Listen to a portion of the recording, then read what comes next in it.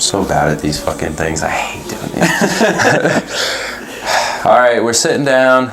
Another interview. Sitting down with Tucker here, the general manager at Darkside. What's good, man? How's it going? Good. We're gearing up for winter. Fuck yeah. Products coming in. Starting to get chill in the air. Hopefully some snow in the next couple weeks. Hopefully. It's already been snowing out west, so it'll be good to make its way here pretty soon. I hope so. I can't wait. If anything, they'll fire the snow guns up and we'll be good to go. That's true. Today was like 50 degrees all day long, so hopefully it's very soon. You think October they're gonna try to push the absolutely. open? Sweet. They always do. It's Killington. I can't wait, dude. I really can't wait. It's been a long ass time. So let's start it way from the beginning.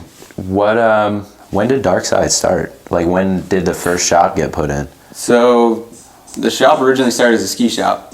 Okay. It was called Blue Moon Sports, and this was back in the 80s. Bill Langland's the owner. One of his buddies was like, yo, he used to sell fish. Bill used to sell fish to people in Killington. Yeah.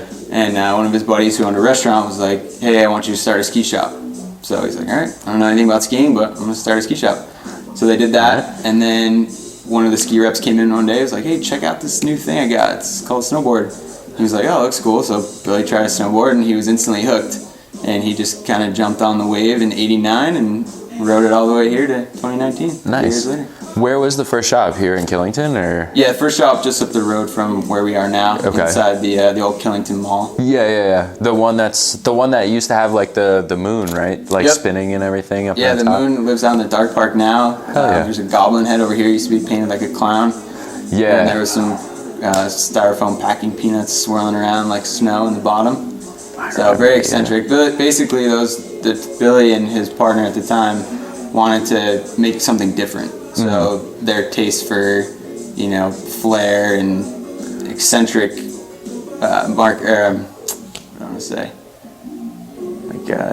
merchandising. Like the counters were made out of barrels of hazardous waste looking stuff, and there was like goblin heads all over the place, and stuff that you walked in and you felt like you were in a different place, not just your stuffy ski shop. Yeah, you had a little bit more grunge, which like kind of played to snowboarding way better, especially during the 80s when it really was like, the off limits, kind of like only the punk kids were doing it and stuff like that. That's pretty sick. I actually never knew that it started off as a ski shop. I thought it always was a snowboard shop. Yeah, so Blue Moon Sports, Dark Side of the Moon, it's kind of how that played out there. That's sick. Does Darkside come from Dark Side of the Moon, or does it come from Darkside, like from Star Wars? Depends on who you ask. Yeah. If you ask Billy, he'll tell you both. He'll tell you it comes from Pink Floyd. It just comes from a lot of places, but I think mostly it comes from that whole, play on the snowboarding. He had the ski shop and the snowboard shop simultaneously for a little while. So the upstairs was the snowboard shop, and that was like the dark side of the moon. So sick. Eventually he saw that snowboarding was kind of taking off, and he decided to close the ski shop and ran just the snowboard stuff. That's pretty sick. When did they go over like just straight snowboards? I think it was sometime around 89 or 90, maybe 91. I think the ski shop started in 85. Okay. So obviously people know Darkside up here. People know it here. They know it all over the country because it's such a core shop for snowboarding and the culture. And do you know how like that kind of came about, or like what really kind of set Darkside apart from a lot of other snowboard shops? I think mainly it was just being one of the first ones. Like the Eastern Border also opened in that time frame, somewhere around 89. There were some places out west, but on the East Coast, like this was the shop, and just year after year, people coming. Killington's always been a big destination resort, so people coming here and kind of seeing what was going on, and then we opened another store in Okemo, and then another one in Stowe, and I think just the outreach that has. These resort towns are very transient, so kids come in, they either grow up here and they move out west, or they're living in the city, New York City, Boston, New Jersey. They drive up here on the weekends, and then eventually they move here, and then whatever. So I think there's just so many people that saw it and saw what was going on that it was hard not to just latch onto it. Yeah, I have to agree, because I think that's part of the reason why I started coming to the shop and everything. I got into snowboarding, and then Darkside just seemed like the reasonable place to go. I grew up riding here in Killington, and this is like this is core snowboard shop through and through. Like, you could find anything that you need here, and that was always dope. And the other thing too that I always appreciated about you guys was everyone here was all like really good, and they were nice, and they would like talk to you about snowboarding and stuff like that. And I don't know, it was cool. It was just a good place to like come and vibe and stuff. And you had the couches, and that was sick too, and everything. Like, how important do you think like having kind of that customer service and, you know, communicating with your customers and stuff like that is to being like a core snowboard shop, and how does that boost the culture? Honestly, that's the most important. I think, you know, there's this kind of stigma out there now that like core is like, oh, we're not going to let you in the door, but that I don't really like that word, to be honest with you, because I don't think there really is anything, you know, like Billy always says, core is poor, you know, like that. You can't support just the small guy, because in the end, like, you're not going to keep your doors open. So I think just staying true, like, you know, you're staying true to snowboarding. You know, I don't really know if there's a label for it. I know Travis up in Splinters, he calls it community, not core, which I think is a pretty awesome explanation for what he's got going on, and it's exactly what we've got going on here. Yeah, we're welcoming. You know, it's snowboarding. It doesn't matter if you're a boy or a girl, a kid, an adult. You know, I see people that are 18 months old, and I see guys that are 80 years old, and they're still snowboarding. So it's just all about, we're all here to do the same thing. So there's no reason to judge people for what they buy or how they look or how good at snowboarding they are, because it doesn't, to us, it doesn't matter. You know, they come in here with a purpose, and that's to further their snowboarding, and that's what we like to back. I think that's something that's huge. A lot of people like to split themselves up into groups and be like, oh, I'm more snowboarder than you, but it's like, we all snowboard, so you're all standing sideways. You're not more snowboarder than me or anything. And that's something that I've always appreciated about Darkside, like I said, is that you guys have a really awesome community here, and I think it does so much to help the community of snowboarding and everything. How did the dark park and everything come about? Because that's another thing that kind of boosts the community for so. Yeah, so I think the shop here opened in 2006. The other location was just becoming too small, and that building's pretty old, run down. So the opportunity to buy some land popped up, and I mean, this whole mountain road's on a hill. So it just kind of worked out that he was able to grab a piece of land that could house the shop, and then obviously the hill's right there. So being snowboarders, anything that's covered in snow that you can point your board down is fair game. There was a couple guys that worked here that got some signs up out there, and just, you know, we got a few boxes and rails from Killington, and it was like a early season spot. We'd go get snow from the ice rinks and have like mini rail jams out there. And then obviously once the snow fell, we would just go at it, and then it's just grown over the years. Last, I think 3 years ago, we put lights up fully.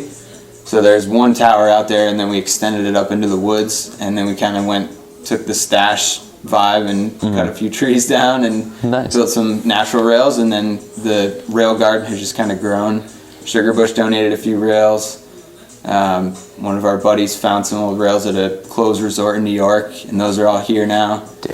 Guy from Big Boulder, Pat Morgan, he donated some. Matty Bistro from Burton dropped some off this year. So it's kind of just grown. That's sick. And we've hosted a lot of big competitions here. I mean, big as far as like people go, you know. We're not handing out prize money for the most part, but every year we get some of our vendors together and just have night sessions, or, you know, we've done a few during the day. But basically it's just a place to hang out. You know, the mountain closes at 4. And when you come off the mountain, if, you know, it's powder day, you get to ride night pow. If you just want to hit rails until midnight, until you can't walk anymore, you got that as well. It's like a training grounds. That's sick. And it's totally free, open to the public and everything, absolutely. Right? We've done a lot of GoFundMe stuff to keep the lights on, and we hopefully are going to get some of the rails refurbished this year. But yeah, as long as you come in, you sign a waiver, and it's fair game. Obviously, you got to rake your own and keep that going. But don't blow it out for everybody and else. But we don't turn people away. You know, that yeah, skiers come here, little kids come here. Sick. Basically, it's fair game to anyone. It's an asset not only to the shop but to this community here. Yeah, definitely. And I think that having that out there is such like a huge thing. I mean, there's been multiple nights I've come here and like sessioned it, and you meet more kids here. It's like, it's kind of like, I don't know, it's the best example of having like a skate park basically for snowboarding, because it's all just really, it's small obviously, and it's like really closed, but you get to be like, you're intimate with other people, you know what I mean? Like because you're so close and you're sharing like the same handful of features, like you're gonna get to know the people, or you're just a weirdo, but like you're gonna get to know them, and like you'll converse with them, and that's sick because it gives you this place to like constantly be pushing riding and constantly be pushing people.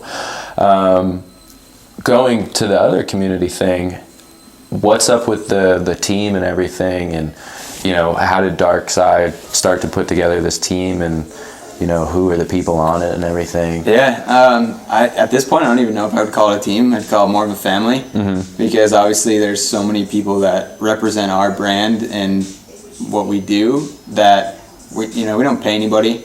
I don't know how far back it goes, to be honest with you. I've only been here for a few years, and I know there's a lot of kids that grew up here. You know, all the Gremlins, they grew up through here. Lucas Magoon, Nico, Lynch brothers, all those guys kind of came through here and were probably some of the first, what you would call team riders. Yeah. But basically, at this point, it's, for me, as what I would consider the team manager, or, you know, I deal with all those guys on a daily basis.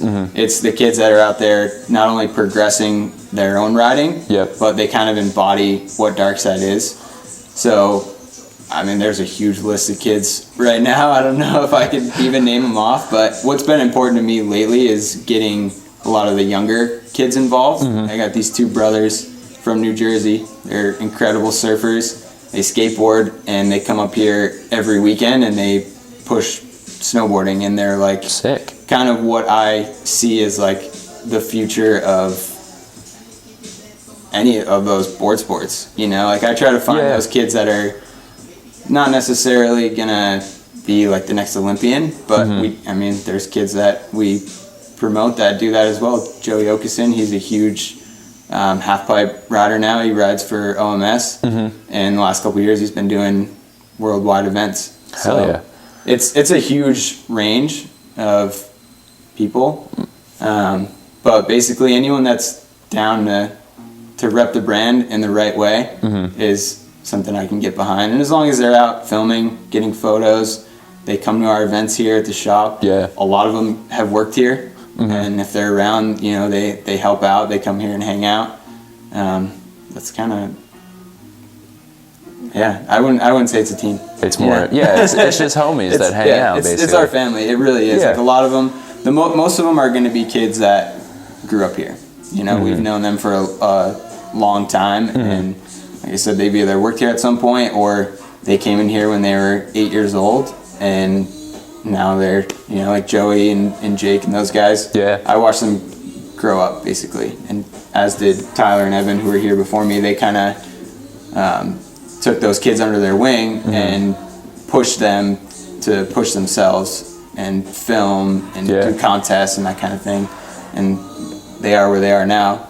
You know, like I said, we don't pay them, but whenever they need a new hoodie, whenever they need a beanie, you know, if they need help to get sponsors, that's a big part of what we do. I have all these reps that are looking to flow kids, and eventually they get bumped up to, you know, the team managers and that kind of thing. And some of them fade away, and a lot of them keep their stuff going.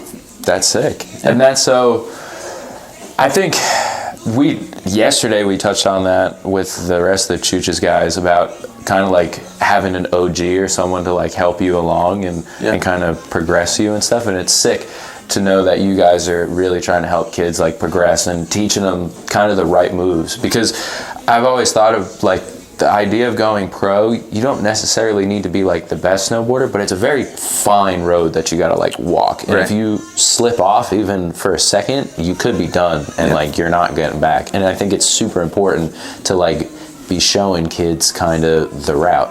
And how important do you think it is to like try to boost up the new generations, like the young kids that are coming up? I think that's huge. Right now it's kind of in a cool place because you got a lot of like rad dad, rad mom type that grew up snowboarding and skateboarding in the early days of it, and now they're having kids and they're putting their kids on a board when they're 18 months old. So we got one of our old school guys, name's AJ Wolf. His daughter's 4 and her name's Syra, and her friend Vivian are up here every weekend ripping on a snowboard, and they're 4 years old. You know, like that's huge, because by the time they're 12 or 18, depending on which route they take, you know, that could be the next generation of it. And if we don't keep that going, the young kids, keeping them involved and stoked on it, it's just going to disappear, you know? Yeah, and I think that's what's so important about trying to boost up the younger generations, because if we don't have, you know, the kids that kind of do it the right way, then like snowboarding and snowboarding culture is going to slowly fall off. You know, like if you're not teaching the next generation what to do, then it's not going to exist anymore. You know what I mean? And like it's such a big thing to be pushing year after year after year to like try to keep getting new kids and more people involved and like pushing the sport as much as possible. Yeah, and I think it's kind of in a weird place right now because it's changed. You know, back 10, 15 years ago, it was send your sponsor tape in, and now it's like every single day I get kids hit me up on Instagram like, yo, let me be on your team, and it's like this 12-year-old kid from Canada who I've never met before, and I get it, like, you know, that's the route you want to take, but at the same time, it's like you kind of have to be involved with something. It's not just like, here, I want to be sponsored, you know, like you have to. People have to prove to me that they're down before they really get anywhere. I feel that. It's like they have to be out doing their thing, and I like to see that they're doing their thing. Not like, hey, sponsor me, now what do I do? You know, it's like the kids that are out there competing and getting in movies or getting shots, that kind of thing. That's what I want to see. So it's pretty cool to have kids that are like super young that they don't even have any idea of that. You know, like Syra probably has no clue what it means, and I'm like, yeah, you're sponsored, you know, you're on the team, and to her that means something a million times more than it means to me, because to me it's like, all right, I'm gonna put you in Darkside clothes, which is awesome, that's free marketing, and I'm gonna make sure your board's tuned and all that good stuff. I'm gonna help you get on boards for a good price. But in the end, it's like she goes to school and she's like, I ride for Darkside, you know. It's like that stoke is what drives it for us. Like we want to be, I mean, it benefits us, but in the end, it's like we want to stoke out those kids that are putting themselves out there and like really pushing for something. For sure. I think that's such an important thing. I think it's tricky in the modern world because obviously you get hit up on Instagram all the time, I'm sure of it, of kids asking like, can I get this for free? Like, can I do this? And it's like, no, dude, it's not. Just because we live in the modern world and people think like everything is just free if you just send someone an Instagram DM, it's not like that. It doesn't work like that. No. Definitely doesn't work like that. Go film something. Go like shoot photos. Show me a reason why like you should get sponsored on the team. And like, I don't know, I think people have just lost that kind of with the whole Instagram thing. And I don't know, you probably have to deal with it way more, but like, what is kind of your day-to-day with Instagram? Do you guys use it a lot? Yeah, I mean, like, that's free marketing. You know, we would be stupid if we didn't use it. But yeah, basically it's to promote the store, obviously, show what product we have, events that we have going on, to promote our team. You know, anytime those guys get shots or girls get shots, they send them to us, and we'll put them up. And then we haven't quite started selling anything on there. I don't know if that's a huge push for the store. Like you can sell Darkside stuff on there. It might get us a few sales here and there, but yeah, mainly it's to promote new stuff in store, events, team riders, that kind of thing. What do you feel like is Instagram's place with the snowboarding world? Because there's a lot of, I don't know, I feel like there's a lot of back and forth. You have some people that are really about Instagram and they think like all my street footage should go on Instagram. Then you have the other people where it's like, I'm never posting on Instagram ever. I mean, I enjoy both sides of it. You know, I scroll through a feed every single day, and at this point I think it's better to see just like a clip here and there on there. You know, I'm not going to sit down and watch someone's like full street edit for the most part. Like, I think it's more the viral stuff, like dudes doing like some crazy trick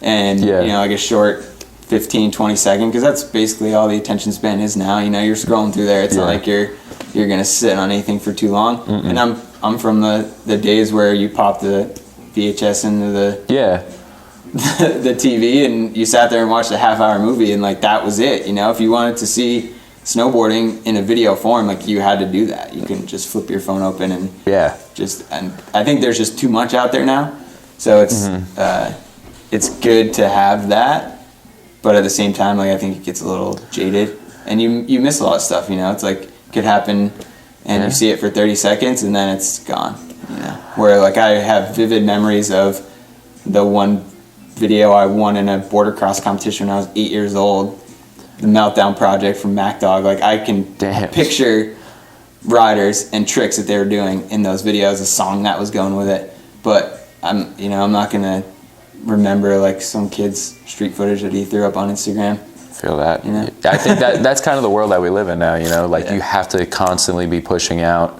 content, even for some of the larger companies. You and I have both seen it. We've come from, you know, the period when DVDs and videos were really hot, and then kind of it's dying off, and then the switch to Instagram and everything. And even now, a lot of people say like the whole video model doesn't really work anymore. Like the whole like 30-minute sell the DVD and stuff like that. And I mean, I guess it kind of does because people are still trying to do it. But if you notice, I feel like a lot of brands are switching over just to like, I'm putting the video up on YouTube for free. And maybe it's like 15 minutes long. And I know it's just a weird kind of culture shift that we've gone through from, you know, you waiting all season basically to see this one tape that people put 1-2 years into, and then now it's like you got to be putting out content every single day to even like keep up with anybody else. And it's just, I don't know, in the modern world, how do you think kids stand out compared to other people? Because there's so much shit going down now that it's like, I don't know, I feel like it's hard to stand out. I mean, one kid that really sticks out in my mind is Zeb Powell. You know, and it's just being different. You know, you have everyone has a certain style, and because there's so many people snowboarding now, like a lot of styles kind of blend together. But doing different tricks, going bigger than everyone else, and constantly doing it. You know, that's a way to stand out. And it's finding that balance of like, I'm going to put out a lot of stuff, but I'm only going to put out the stuff that I think is worthy of being put out. And if you're constantly banging off tricks left and right, like sure, why not put it out? You know, eventually that's going to lead you to maybe one of the big movie producers who are throwing their movies up on YouTube or whatever it is. But I think a lot of that comes down to the riders have so much opportunity and they maybe don't want to spend their whole season filming. You know, like they might be competing, they might be going to events and they don't have the time to dedicate. So they're putting out like a 10-15 minute movie that, you know, the sponsors paid for them to be there, but they realize they're not going to be able to sell enough to get it back. So they're just like, okay, we're going to chalk it up as marketing and we're going to throw it on YouTube. But I think, you know, the digital download is still alive and well. You know, we have an Apple TV hooked up right here, and I can buy every single snowboard movie that's going to come out for a couple bucks, and it's going to play on a loop here for the rest of the season. And we still buy DVDs. You know, Snowboarder Mag is distributing DVDs. I buy a handful of them because I know I have that customer still. There's that guy and girl who want to buy a physical copy and stick it in a library somewhere and have that piece of it, because there is something nostalgic about popping it in the DVD player, the VHS player. I know you guys don't like to use the term core, but I think that is kind of where you start to see the split a little bit. You have your casual snowboarder who's down to just watch, you know, like Instagram clip after Instagram clip that may or may not be all that impressive anyway. And then you have the other people who are like, no, I'm gonna buy the DVD because I want this in my hand. And it's just, like I said, it's just crazy to see kind of the culture shift go from the only way that you were consuming snowboarding was through print or through through a video, and now it's so much more. And like, I don't know, it's just, I feel like it's so hard to keep up with the Instagram stuff, and I feel like there's so many pitfalls for kids in Instagram where it's like, I don't know. It's kind of crazy. Real quick? Yeah. I see who's knocking on my door. I'm gonna let this. That's kind of the whole deal with it now, is they have to do kind of the free marketing stuff, because I think they know that, yeah, they're not doing like production videos anymore and they're not going to make money from the DVD, but they know that they're going to release this video and kids are still going to be hyped. Like you said, go buy Mike Rav's Pro Model boot, or like go buy Vans because they saw Landline. I'll be honest, it made me want to go buy Vans, dude. Like, this video's rad. Yeah. All the dudes in that video like kill it. Speaking of, is Darkside thinking about ever like putting out a DVD or anything of like the homies? Or so hopefully this year, this is our 30th year. My plan this year is to compile whatever I can of our team or family, whatever you want to call it, and put something out.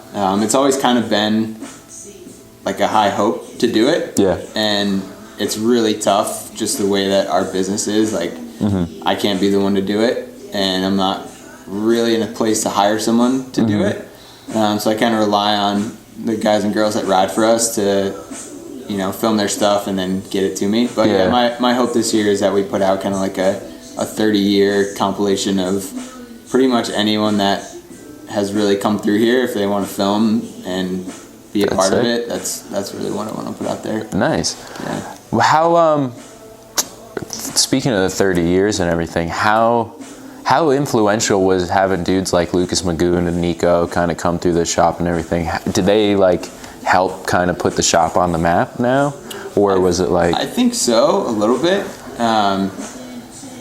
We had Darkside's had ads in like Transworld and stuff like that. Yeah. There's a guy who used to ride and work for us, named Jake Sullivan. He was like an OG Rome rider. Yeah. He was in ads in Transworld, that kind of thing. Sick. I think really when like Lucas and Nico and those guys got big enough to the point where they were getting full on sponsorship from some of these big brands, the whole connection here kind of faded away. Because like I said, we're not paying people. Yeah. They may have had a sticker on their board or whatever, but I think that's part of it. Yeah, I mean, they all travel and, you know, they may drop a name here or there, but I don't think there's a huge like pro connection. Kind of like, I'm just thinking like Eastern Border, you know, like Pat Moore became a big name pro and he still reps Eastern Border. Mike Rav, same kind of deal. Yeah. You know, Lucas and those guys were big and they're in all the videos, but I don't think they were kind of claiming the connection here as much. And then they still support us. You know, Lucas lives around here now, and when he started up his clothing company, they hit us up. They want to do events here. Anytime the Gremlins are in town, they want to do events here. So they definitely keep the connection, but I don't think that they wear it on their sleeve as much as some other people. Who else? I know Nico and Lucas have gone through. You said Jake Sullivan was like came from the shop and became like a pro rider. Is there anyone else in that kind of like roster over the years that has made it to like high level pro? Or off the top of my head, I can't really think of anyone else at the moment. Probably. Okay. Probably. Okay. I can't think of it. I mean, there's a lot of kids now that I think will make it to that point if they stay on track of what they're doing. Can you name drop a few of them? Yeah, Joey, Leon, Maggie, Leon. You know, they're crushing it. Jake Fournier is definitely part of that. Those guys are all out filming. So I think if they just keep pushing that and travel a little bit. Jesse Gomez is another one. John Garut, Joey Oakson, like I said before. Jack Scootzak, Casey Savage. All those guys are kind of who I look to now, and I'm trying to push those guys the most. Yeah, I definitely. Storm Rowe, he's another one. Yeah, he's sick Storm too. has been crushing it. Yeah. I feel like every time I see him, he's got a new trick up his sleeve. So it's crazy to think about. I think once again, right? I think of always like your shop as being kind of.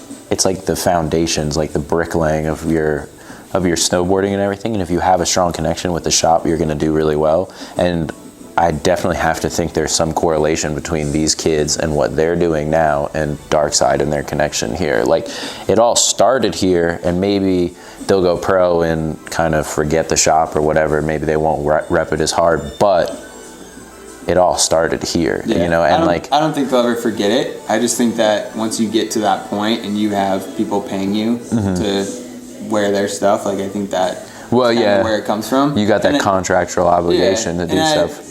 You know, I get it, and I hope that doesn't happen. I mean, it's not going to happen with Joey and Jake because they have Darkside tattooed on their chest. So they're never going to be able to shed that one off. But, I don't think those guys really forget, you know, like if they were to see Billy, you know, I'm sure they would remember old times and kind of hash that out. But no, I think that's it's super important. It's super kind of influential with the way that everything's going.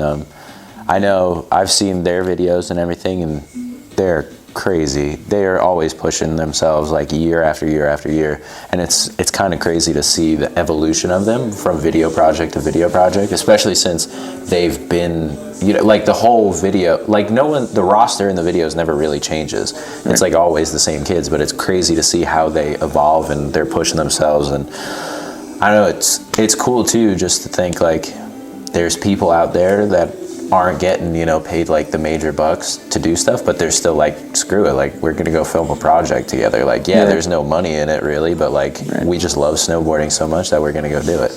And it's tight. Unfortunately, there really isn't much money in snowboarding anyways. Yeah, that's true. You know, like the guys and girls that are getting paid usually have non-endemic sponsors, you know, energy drinks or credit cards, or just you look in the Olympics and there's guys riding like Samsung snowboards. You know, if you want the money, you have to kind of sell out. You know, you got to find someone that's gonna pay for your lifestyle, but it's not being shelled out like it used to be. You know? I think that's sad to some degree. Yeah, for sure. But you know, it depends on what route you decide to take and what you want to do. In the end, like you said, it doesn't matter, because there's going to be kids who are always like, I don't care if I'm getting paid or not. Like, I love to do this, and I'm going to go and push myself. And if I'm going to get a free snowboard out of it, you know, I'm going to throw myself down these stairs because I want to, but it's also going to get me somewhere.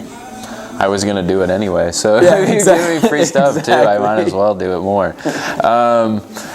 Do you think, how do you think kind of the culture of snowboarding now going into this modern world with Instagram and the death of print and all that stuff, how do you think it's going to start to look in the next couple of years? Do you think there's going to be like crazy changes in the industry, or do you think where it's at right now is I don't think there's really going to be anything crazy to change. I think you might see a lot of people kind of go back to the old style of doing things, just be, you know, nostalgia value, and a lot of people don't like change. You know, it's not always for the bad, but at the same time, like in our industry, you have to be connected. So I think that helps, you know, with social media and all that stuff. It's easy to be connected and feel connected. Like, you can pop on Instagram and like throw a pro a DM and they might respond to you. You know, that may not have happened 15, 20 years ago. You know, were you going to write someone a letter and maybe they'll look at it, maybe not.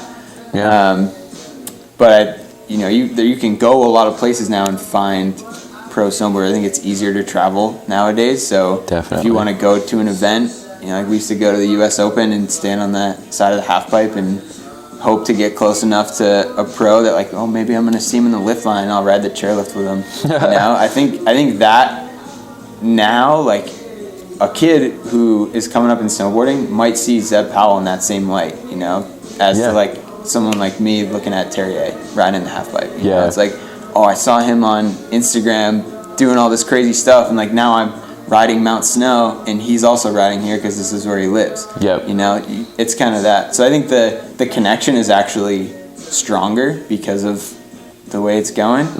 But I do think that people kind of lose touch of what's important. So I think you'll see, you know, maybe the video project might come back a little bit stronger. Obviously, Snowboarder Mag's still trying to push the whole print media deal, but they're also backing it up with a lot of digital media. So I think that combination of, you know, we have a stack of magazines and people pick them up all the time and they're like, oh, there's just something about holding this in my hand, you know? It's like you can flip it open at any time and like see it, whereas you might go on Instagram and like see a photo and then tomorrow you're like, oh, what happened to that photo? Like, I don't remember who posted it, but I remember in the 2 seconds I scrolled by it, like it kind of clicked, but then it's gone, you know?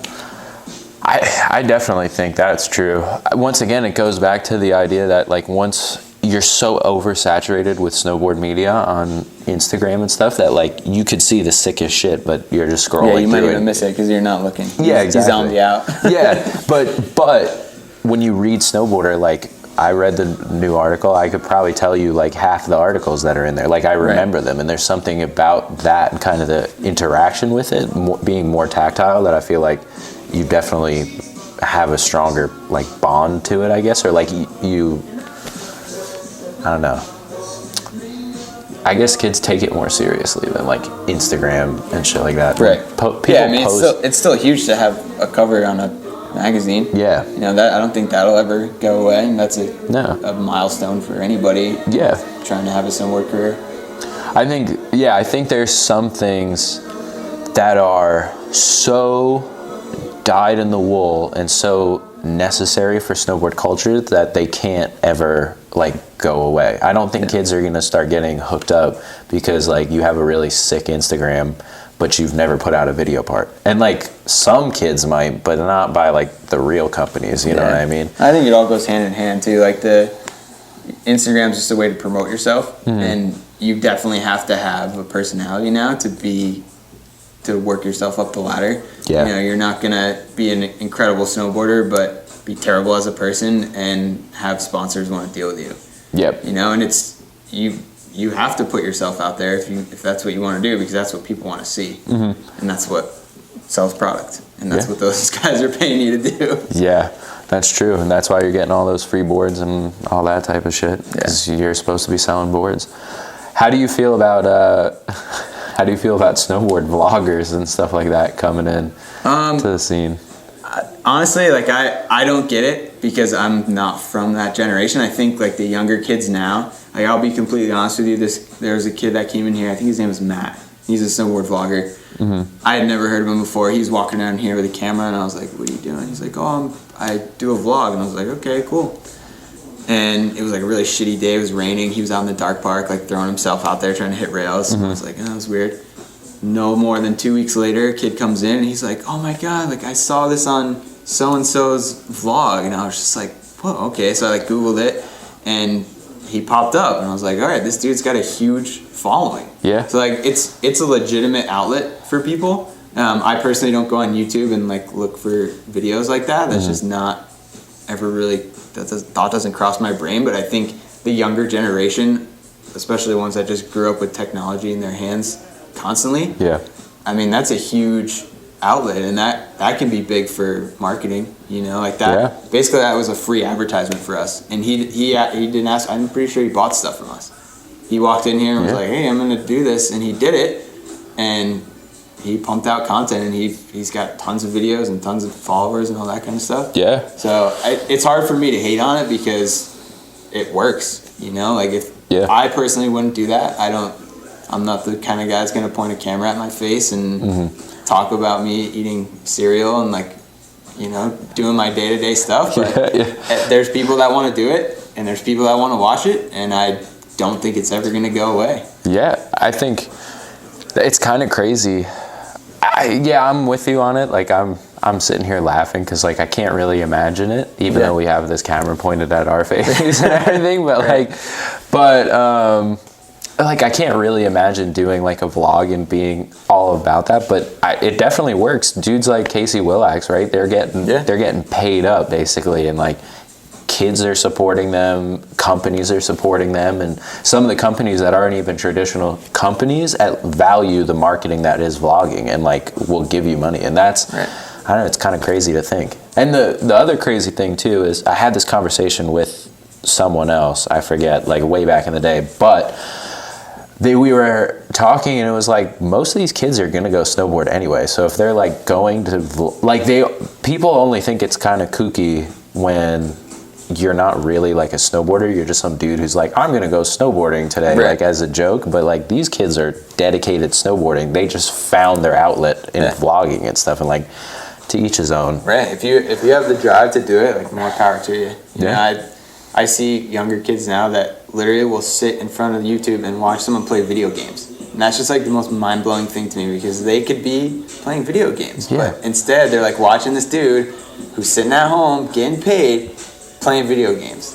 Like it's just I think it's a totally generational shift where kids were just handed technology at a young age, and like that was what was to keep them occupied, and now they're just kind of addicted to it. It's like hardwired into their brain. Yeah.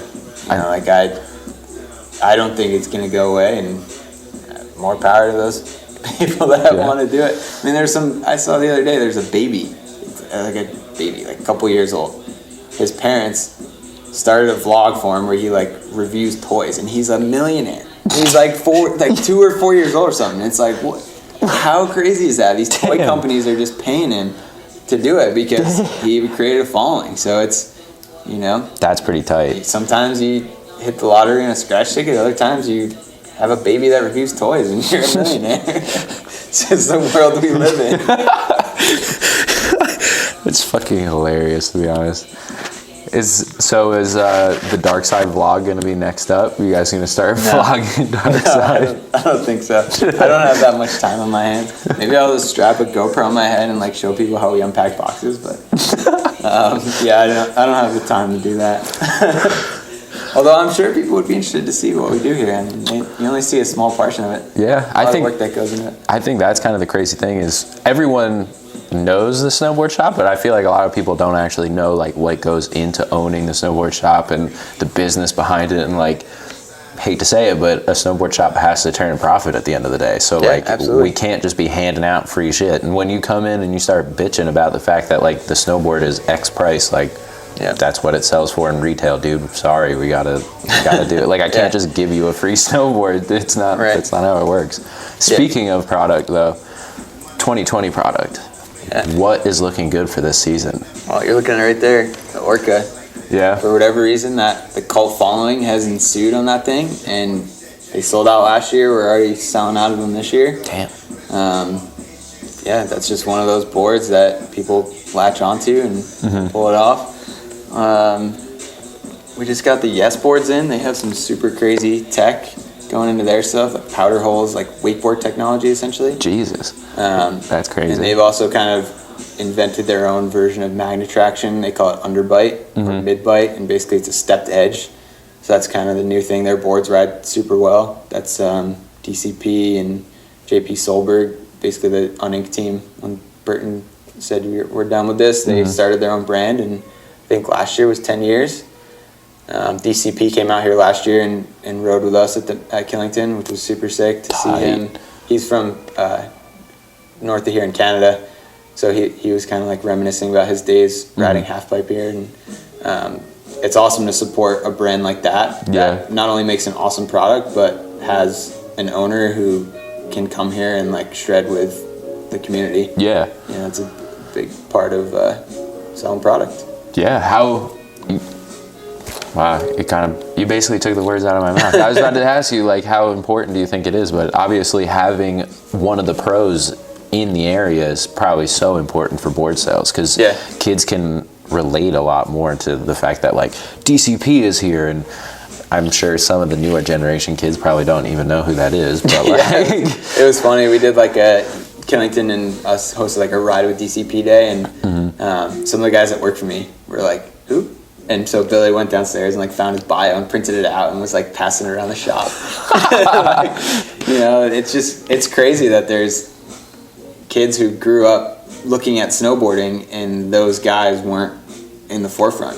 You know, like they're either past they're already working in the office, or started their own company or whatever. But it was pretty funny to know that like some of the kids, they're teenagers obviously, but they had no clue. And I think that goes back to the whole like video internet thing where like I know who these guys are because I watch videos all the way back to like when they first started coming out. The super grainy VHS. Oh yeah. And that was what you just that was what was out there, so you had to find it. And now it's like some of these kids don't even know the video names, or like the pros who were big in even the late 90s, because there's so much content from like even like 2005 or 2008 when they started snowboarding to now. Like those big Mac Dog and Standard and Kingpin, all those things are gone. And unless they go looking for them, they're not going to find them. Well, that's like the hope that I would have for these kids, is that they obviously get hyped on like the new stuff and all the things that are coming out, but they look back to their roots a little bit and like see where it all kind of came from. I'm sure half the kids that are growing up now and snowboarding don't even realize that like at some point snowboarding wasn't allowed at your local hill. Like you had to go do shit in the streets or whatever. Snow surfers and snowboards prohibited.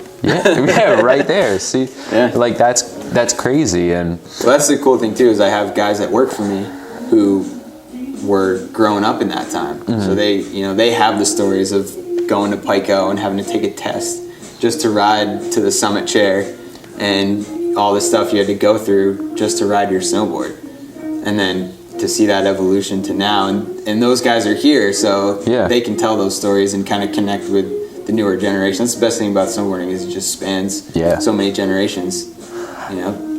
And it's so inviting too. Like I'm sure the older dudes have no problem telling some of the younger kids like their war stories. Sometimes they don't know when to stop. It just comes out. Whether we want to hear it, whether we've heard it for the 10th time, or the first time, it's always it's always they're always willing to tell stories, which is great. I love it. What board are you hyped on for 2020? Going back to products and everything. Well, go back to Yes, they make a board called the Greats. It's kind of an ink homage. That's one of my favorites from them. What else do we got lined up? The Burton boards are looking sick. They have one called the Hometown Hero. It's pretty rad. I rode that one. They took me out to Baldface last year. I got to ride that out there, so that was pretty epic. And they're coming out with a split version of it, which I'm pretty hyped to get on. Awesome. Capita, they got this board called the Super DOA. It's got gold inserts. Everything was super fun to ride. They always put out a good product, and I think that's they've just kind of stepped up their DOA, which is always their best-selling board. They threw that out there, and I think that's going to do well for us. Tight. GNU, they've got a bunch of pro models, which I'm stoked that they still do that. Nicholas Mueller has a pro model. Eric Jackson has a pro model. Forrest Bailey has a pro model.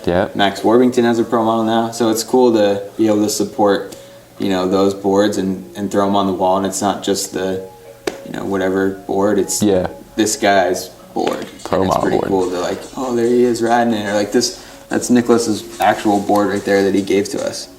So it's like to have that and be like, not only did he ride it, but like this is his pro model. It's here. So it's cool to have that connection still. For sure. I think the other thing too is I've ridden GNU all the time. I ride for them down in New Jersey, and I've noticed that all of the pro model boards are usually the ones that are actually like way better than the rest of the line. Now, like the rest of the line is really good, but the pro model boards are like kind of the next level boards, and they work really well. And I think it's super important to have some person kind of like not dictating what they do, but having that kind of creative influence on the snowboards and stuff. So it doesn't work for every brand, and I don't think it's necessary to have pro models anymore. It's not like Brushy and Terry, and it's not selling because of those guys anymore. Like a lot of people walk in here and they're like, who's Nicholas Mueller? It's like they don't know. But for us, it's cool to like have a name on it that we know and back, because in the end, like they're the ones that make sure the product even happens. Like without them, we might not have boards on the wall. Yeah, it's true. How much business do you think comes from not like your average snowboarder? Or how much business comes from kind of your average casual person, do you think, through here? For us, a ton. You're honestly like an average snowboarder will ride 6 days a year. So that's a ton of people. And we're right at the resort. All of our shops are right at the base of a resort. So if you're going to Killington, if you're going to Stowe, if you're going to Okemo, and you're got to have snowboard equipment, you're probably coming to Darkside. So we see people that snowboard 100 days a year, and we see the people that are like, this is my only trip this year, I'm going one day. you know. And it's awesome to be able to put people on product that is going to work for them no matter how many days they ride. Yeah. I think that's a good thing. And I'm sure, do you guys take, you know, precautions? Do you guys just sell like whatever's on the wall to people, or do you like try to tailor what product you sell to people? Yeah, I mean, I have a huge hand in what goes on the floor. So I have a better idea overall of what's out there on the market. Yeah. And I pride myself on being able to kind of pinpoint what I think people should be on. But ultimately, it's up to them. So a big part of our business is a demo program. Yeah. You can come in here and you can take a board out for the day and try it, because I can sit there and tell them everything I know, read them the spec sheet, tell them how it rode for me. But until they actually strap it in and ride it down the hill, they're not going to have a clue. Yeah. And the tough part about being on the mountain is that they can turn around after 2 runs and come right back and be like, dude, this is not the board for me. So, and being able to offer somebody a test run is pretty awesome. So, I mean, we have a lot of employees. They all go through sales clinics with the reps. Whether they retain that information or not is on them. But I do think that being a shop right here on the mountain, they have to learn quickly that if they're going to sell something, they have to be on the ball. And not everyone's perfect. You know, you're going to sell the wrong thing to someone. Everyone always wants to try and make the sale. I'm never going to sit there and say I didn't, you know, push something on somebody because I'm like trying to get them on a board. But there is so much product out there, and there's so many outlets out there now that if you just have boards on the wall and you have to just say like, yeah, this is the board for you, a lot of people aren't going to back that, because they can go on snowboard.com and fill out this questionnaire that's like, you know, your height, your weight, your riding style, and then it's like, here's the board you should ride, and they give them one option, and it's paid by somebody to sell snowboards. Yeah. Right? So like, I do a similar thing, but I'm like, you know what, here, you go try it, and you tell me what you think. Yeah. And 9 times out of 10, they go up on the mountain, and they come back stoked. The other guy or girl, we put them on something else, and eventually we'll find something for somebody. Yeah. What, obviously you just touched on something that I want to talk about, and that's online business. How do you guys set yourself away from, you know, online, with it being such a huge thing now? Like, what sets Darkside, a brick and mortar store, aside from, you know, online? What sets you out? It's definitely experience. We do have an online store, but, you know, we're not doing the business that like the House or any of those big shops are doing. Yeah. But it's definitely experience. You know, you can go online and find a great price, but you can't try the boot on. They're not going to set your board up for you. They're not going to detune it out of the packaging. They're not going to give you a free tune-up to come back and, you know, get it dialed in once you've ridden it a couple times. They're not going to repair it when you smash it into a rock the first day you rode it. You know, it's having a connection to a place where you can go and just be submerged in it, where you can touch, you can feel, you can try stuff on, you can flex them out, you can take it up on the mountain, you can bring it right back. That's what has kept us going. You know, we're on the mountain. We provide not just a product, but a service and definitely an experience. Yeah. You know, I'm in here every single day, so I kind of get jaded to walking in here, but I see it all the time in the winter, people that walk in here for the first time and they're just in awe of everything that's going on. You know, it's a lot of visual stimulation, and just looking at it all the time kind of throws it to the back of my mind, but it is really cool to watch kids or adults or whoever just walk in here and like, oh my God, I had that board, or like, look at that sign up on the wall. It's like got a funny face on it. Just you know, it's an experience to come in here. I feel like it's important to have that kind of home for anybody, you know, like you can come here, and that's why I've always been attracted to brick and mortars, just because you can touch the snowboards and like you can flex them and you can feel it, and like it's just cool. It's just cool to just look at all the stuff here. Like I guess you can like look at all the product online, but like you can't touch the boot online, you know what I mean? Like here you can pick it up, and I've always liked that. But once again, I'm one of those people that buys a DVD, not just like, you know, searches Instagram all day long. And unfortunately, you know, being a brick and mortar store in 2019, you kind of become a showroom, because all these brands sell direct.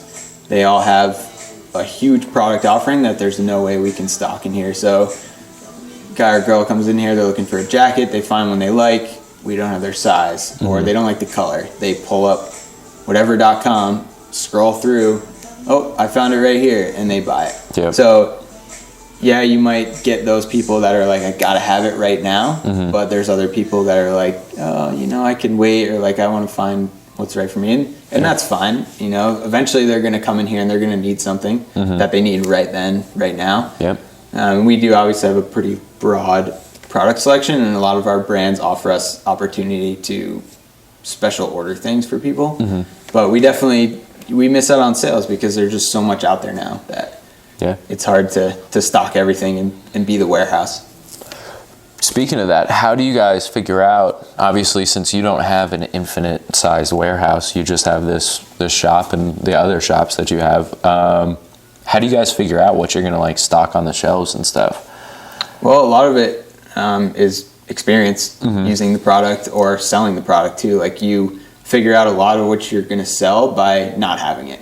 You know, someone walks in here and they're like, oh, do you have this? And you're like, crap, I should have that. Next guy walks in, you ask for the same thing. You're like, okay, I got to buy some of that right now because people are looking for it. So it's out of necessity, basically. The other stuff is what we want to sell. Obviously, being snowboarders, we're on the mountain and we're using products every single day. So stuff that I use on a daily might not even come to the forefront of someone's mind, but when I put it on the shelf, they're like, oh, what's this for? And you explain it to them and they're like, oh, I definitely need that. I should have that. And that helps it out. But a lot of it comes down to trying. You know, obviously our sales reps are bred to sell things to us. And we have a unique position where we've been alive for so long, and the owners of the shop are the founders of the shop. So they have a ton of experience. They have great relationships. They can get stuff in here that maybe if we don't sell everything, we send some of it back, and we can become a showroom warehouse without taking the financial hit. How shit, my bad. Blanking out on this question.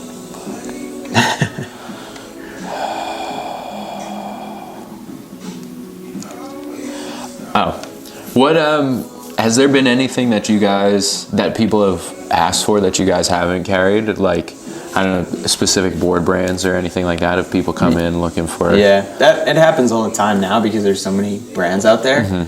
But basically we kind of narrow it down to snowboard specific, like all the brands we carry, with the exception of LibTech, which now makes skis, but regardless, they started as a snowboard brand.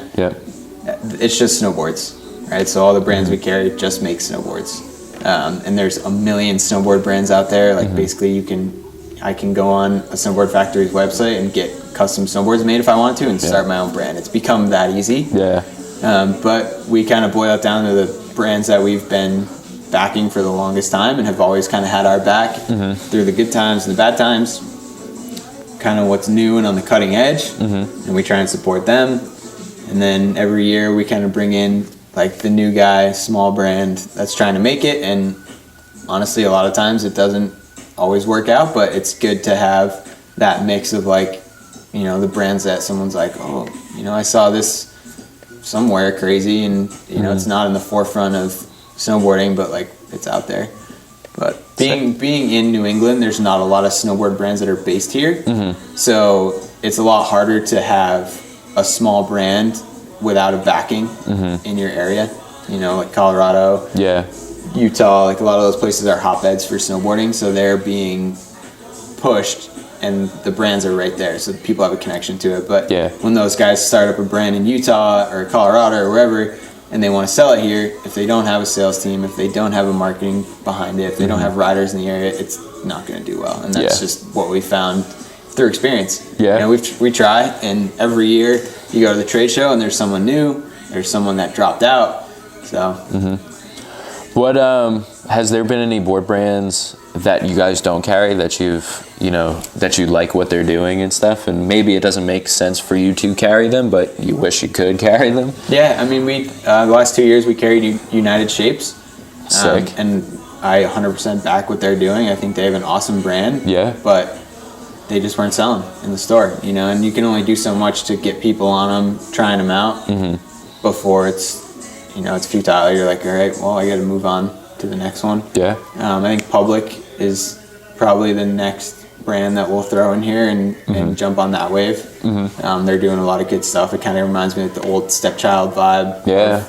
You know, the street riders and just good price point boards that the kids see the pros riding and they want to jump on them. Yeah. We've done some stuff with Academy last year. They're still trying to build their brand up, so we took a year off from them, but who knows what the future holds. Yeah. People like their boards. You ever carry a Never Summer? We used to carry Never Summer. Here in Killington, there's a shop up the road that is basically just all Never Summer. So it doesn't make sense for us to do their boards. The profile that they make, LibTech, GNU, make the same exact thing. So I would rather support those guys. You know, Never Summer is a snowboard brand through and through, but as far as what they represent, it's not 100% a good fit for us. Like I said, we tried it. We had it in our other stores because of conflict with proximity. They wouldn't let us sell them here, and this is our main store. So we're not going to sell a product out of 2 stores that aren't our main store. I feel like I totally agree with you about the Never Summer thing. I only ask because I know it's a hot product for a lot of people, but meh.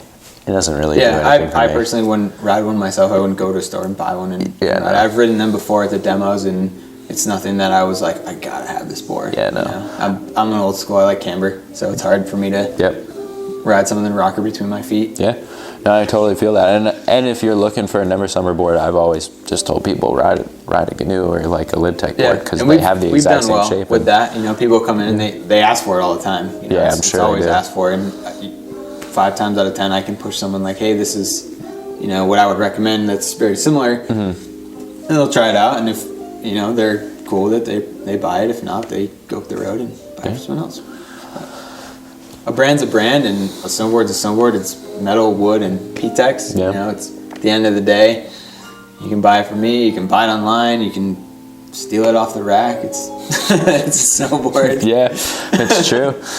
It's all at the end. It comes down to marketing. You know, the guys that have been in the longest, and if they figure it out, they stay afloat. If not, then they kind don't. of crumble. It's sad to see when guys, you know, crumble and their brands break down and stuff. But once again, similar to the road of going pro, it's a pretty tricky road. Like you have to walk it very fine. You know, if you make the wrong move, it could be a wrap for your brand. It might even be like a really small mistake, but you know, that's it. Yeah. That it only takes one small mistake to lead up to the whole downfall of the entire thing. But on a happier note, what brands here in the shop have been doing stuff that you're really supporting? What brands are you kind of pushing? Vans, definitely. Vans has been the last couple years. Right when I first started here, the Vans factory burnt down. It's overseas. It burnt down. They didn't deliver boots. And the next year, so they took a year off. The next year they came out with boots, and it just exploded. Like we're selling out of them left and right. And it's just slowly grown over the last couple years. And I think they're a great example of a brand that's stuck to their roots, even though they're a huge corporation. You know, they're owned by VF Corp, which owns North Face, Timberland, Smart Wool, and they own Vans. But they've kept the guy who started Vans and his family involved, and they do good with their money. You know, they're not doing stupid stuff with it. They're still sticking to the roots of snowboarding, of skateboarding, and helping bring up generation after generation. So they were huge this summer. They came in and sponsored our mini ramp. They bought all new skate lights for our mini ramp. Oh, hell yeah. And that was just like a quick email, phone call, like, hey, this is what we're trying to do. We do a lot of skateboard camps. You know, we don't sell a lot of your skateboard product, but can you help us out? And no problem. Great to do it. And now they're going to do some snowboard events this summer or this winter, kind of like the ride with DCP. They're going to do something similar. We're still hashing out the details, but basically they want to bring their brand to our shop, to our mountains, get our customers involved, get outside riders involved who Yeah. may not even know that we exist or who shop at another store on the road, and just bring the energy of snowboarding and, you know, the people that are larger than life right to the forefront. Yeah, I think it's smart for them because it lets people be introduced to their pros and ride with them, and that's always good for fans. It's good for the shop because at the end of the day, kids are going to turn around and be like, wow, I just rode with Mike Rav or with, you know, Cole Navin or one of those dudes, and it's like, well, I'm definitely getting a pair of Vans. Where could I go? Oh, Darkside? Yeah. Perfect. Where can I meet these people? At Killington? Perfect. And all of a sudden it becomes this huge symbiotic relationship between all three of the brands and everything, and people are spending money at all three, and that's good for all three of the brands, you know. Yeah, absolutely. What is next for Darkside coming into these next seasons? What projects, what things do you guys have going on? Man, I mean, we're kind of sticking to the routine, you know, where there really isn't a lot that I think needs to change. You know, our business model is pretty solid. Keeping the brands involved and doing more, you know, events. Like every year we do events. Yeah, I mean, there's not a lot of whole stuff that we're gonna do different, I don't think, but hopefully we just do more of it. You know, as long as it keeps snowing and Yeah. we get to stay out there riding. I think, you know, skateboarding here is still kind of on the up. There's a lot of skate parks that are opening around here, so my hope is that through all of our stores we can grow our skateboard business. It's nice to have year-round business, whether you're just keeping the doors open or, you know, you start to make some money, but we're pushing for an outdoor skate park down in Rutland, which is close to here. Sick. We have one already in Ludlow. Stowe is pretty close to Burlington. They're about to open another indoor park up there. Talent is reviving. Yep. There's a new park down in Manchester. So I think, you know, going forward, skateboarding hopefully will grow for us. But as far as for the shop here, like the dark park, I'm hoping to get new lights, new features, kind of grow that and like almost turn it into a mini resort. Like if you don't, kids that don't want to go up and buy a lift ticket, or, you know, like Joey and Jake, they come down, they're like, oh, it's a Saturday, like they can't get us free tickets today, like we're just gonna go hike the park, you know, like that. Yeah. Just kind of grow that piece of the shop is pretty important to me. Yeah, just to build the community up a little bit and everything. Any shout outs or anything like that you want to give? Yeah, number one to Bill and Tito Langlands. You know, they're the ones who make this all possible, and we're here right now because of them. And this brand will live forever in snowboarding as long as snowboarding's around because of them. Evan Ricker, Tyler Mills, they're the two that brought me in to kind of ride their heels as they were on their way out. They definitely established a lot of what's here right now, and they taught me a lot about what needs to go on in this world. Before that I worked for resorts doing retail, so I got, like, as Mills would say, I'm the corporate guy, and he kind of grew up in here, so he saw this whole side of it. So being able to blend those two and learn from those guys that were big in this business is huge. And then obviously all the brands that support us and put their product on our shelves and get it. Sweet. It's huge for us. Yeah. Any last remarks or any last words that you have?